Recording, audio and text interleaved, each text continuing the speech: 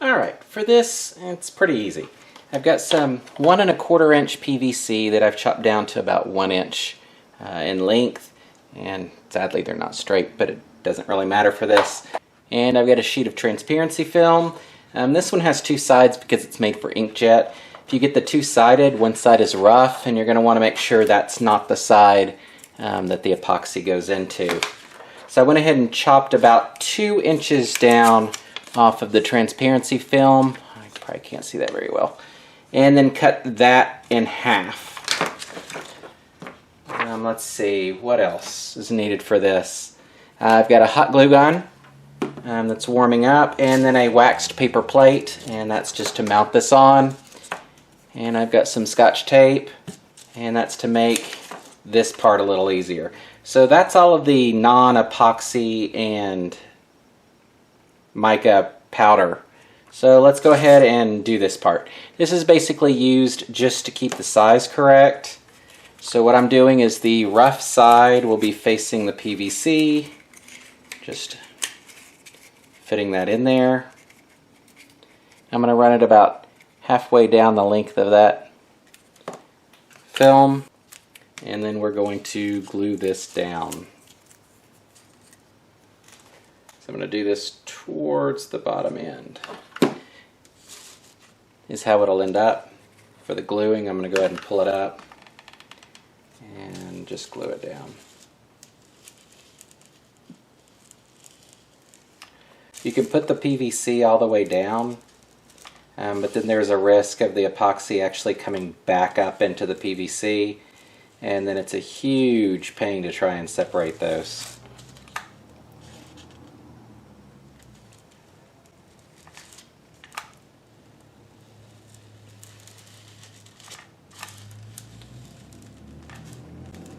Okay, so that's on there, and we'll go ahead and push this down just to give it support into the glue. Alright, for the epoxy part, I'm using Total Boat's casting resin, and it's a 2-to-1 ratio. It's automated with these little pumps. 4 cups, a container of some sand. This is actually from a saltwater aquarium I used to have. And then I'm using 4 dye colors. Pure white, Caribbean blue, blue green, and cobalt blue. So let's go ahead and mix that up.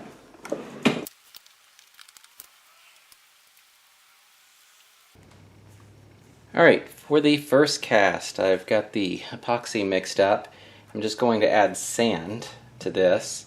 And I've got the little thing for me to be able to hold this at an angle for the first hour or so while this is curing, because I'm actually casting this so that I can make several rings out of it, and each one's going to be different since the angle will be slightly different for each one as far as the depth of the sand and the water and everything. So I'm going to grab another cup, pour some epoxy into that, and start adding sand.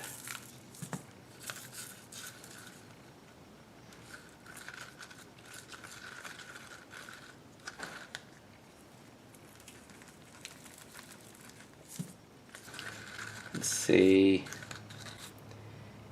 it's pretty good consistency.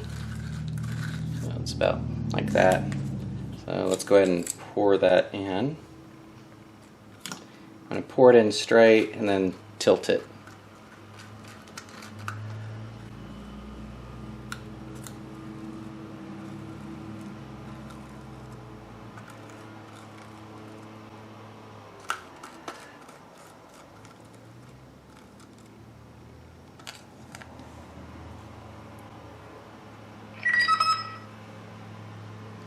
So I'm going to pour it until it almost reaches the edge, and then tilt it back.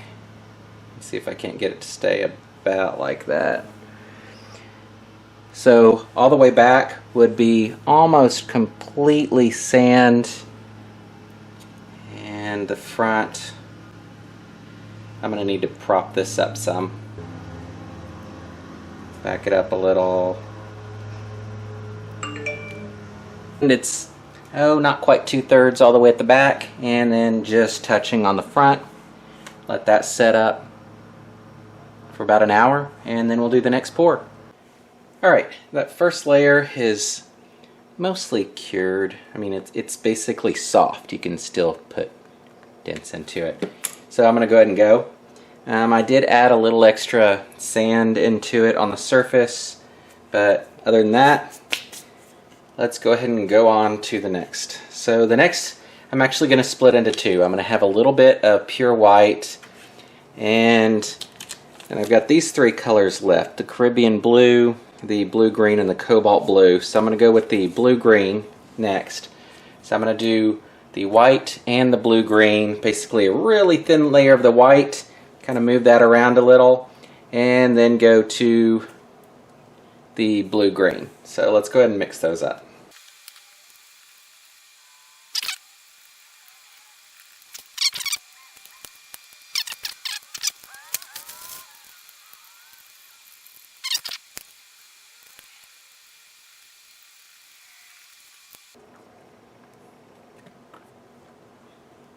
So I'm going to pour just a little bit into here.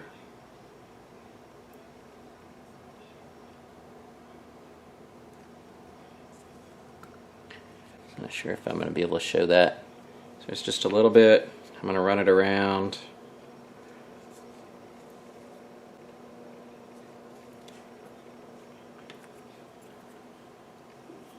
Maybe help it along a little bit.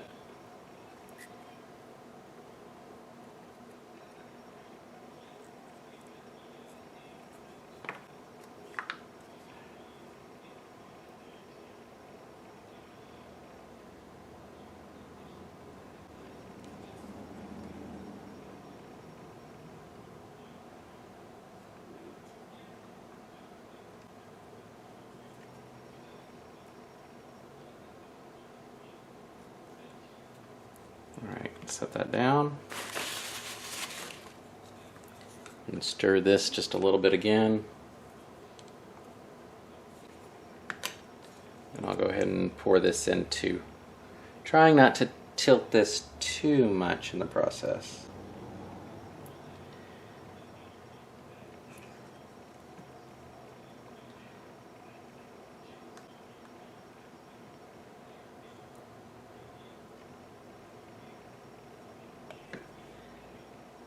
I'm going to do that, and then I'm going to rotate it, about 90 degrees from where the first pour was. Check and see how much is going to come out.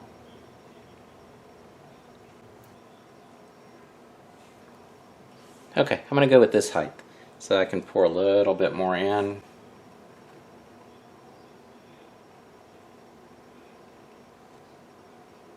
So I'm going to leave this like this. Once that cures, I'll add in the next color. Alright, I've already mixed up some new epoxy for this round, and I'm using Caribbean blue. So let's go ahead. This is just barely set up. I mean, it's still warm, so it might mix a little, but I'm fine with that. Alright, let's set this. Go ahead and pour this in.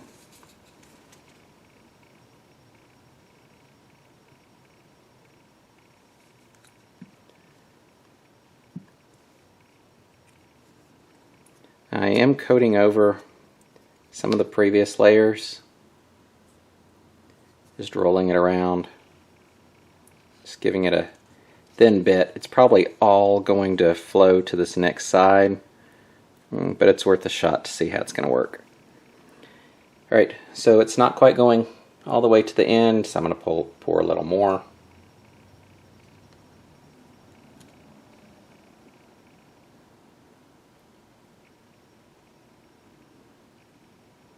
Yeah, a little too much.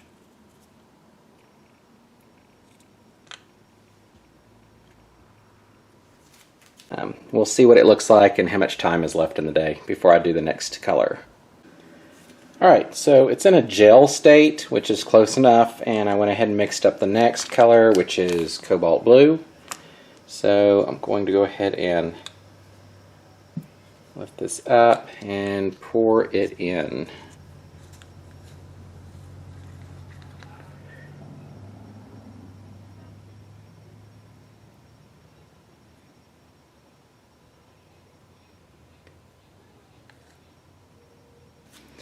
I will let that sit until it completely hardens and we'll demold it. I'm not going to lie, I'm a little concerned about the well-being of the carbide inserts for the tooling with the sand, so I guess we'll see what happens.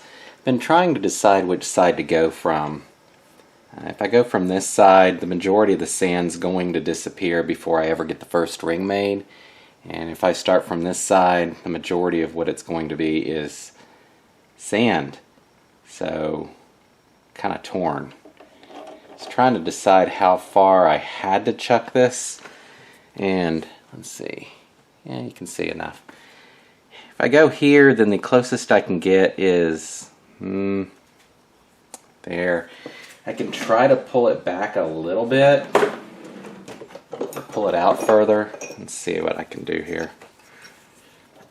The only reason I'm going over this on video is because I get asked to go over my thought process a fair number of times on the videos, so that is what I'm doing.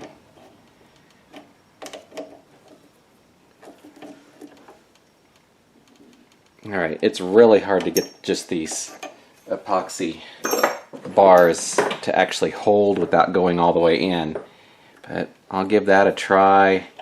It looks like I can go in a fair distance. And I guess we'll see what happens. So let's go ahead and start this. I start by facing the rod just to make sure that that's a flat edge.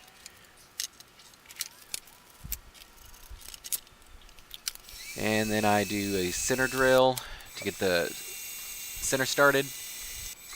And then I start drilling that up to 3/8 of an inch so that I can do the inside of the ring. When it's drilled out, I can start boring, and I bore these up to the smallest size that I'm going to be working with, making sure to check periodically with calipers to see where I am.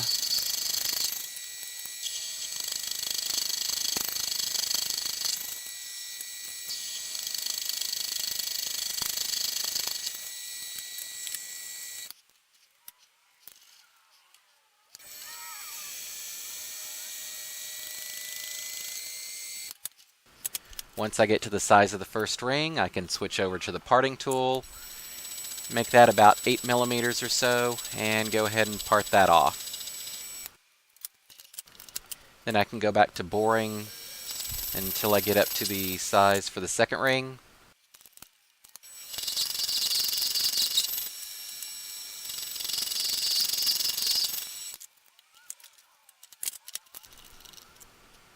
Then I can part off the second ring, same as the first. Again, about 8 millimeters. And then back to boring out for the third ring.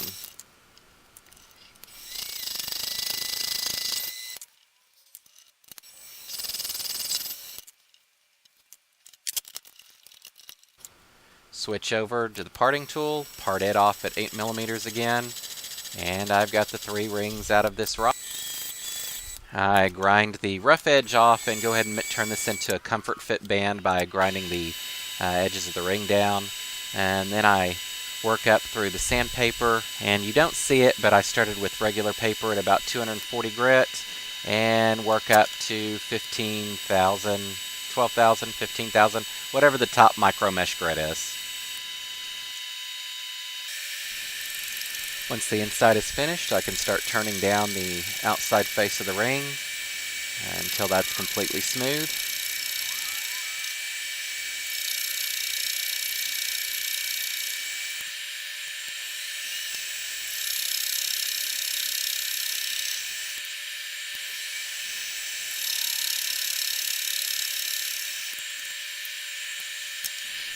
And then I switch over to sandpaper, wet sanding with regular paper from 150 grit up to 1200 grit.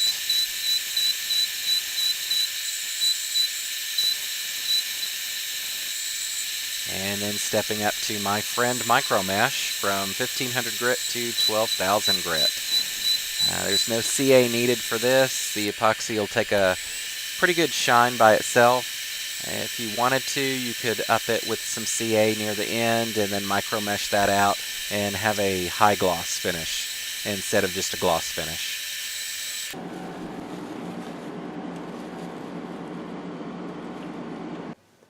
Alright, so what do I think of these? These are cool. That's what I think of these. Okay, it didn't do any damage whatsoever to the carbide inserts, so I'm happy with that. I'm still kind of skittish after some issues with another ring that I don't think I've published yet. So that part worked well. So here's what they look like. They look much better on video and in person than they do in the photos. But I think they turned out really cool looking. So I might make these available on Etsy, and you would be able to ship your own sand from whatever beach you want to remember in a ring, and then they could be custom made for that. The steps to make, 2, 3, 4 of them, it doesn't get much different than making one, except you're reducing the time from having had to do the initial work for the first one. So I don't know if it would be a setup fee or it would just be a reduced cost for the additionals or what, but I think that would probably work out well. Let me know if y'all would be interested in something like that. It'd be definitely something to fiddle around with, see if people would enjoy.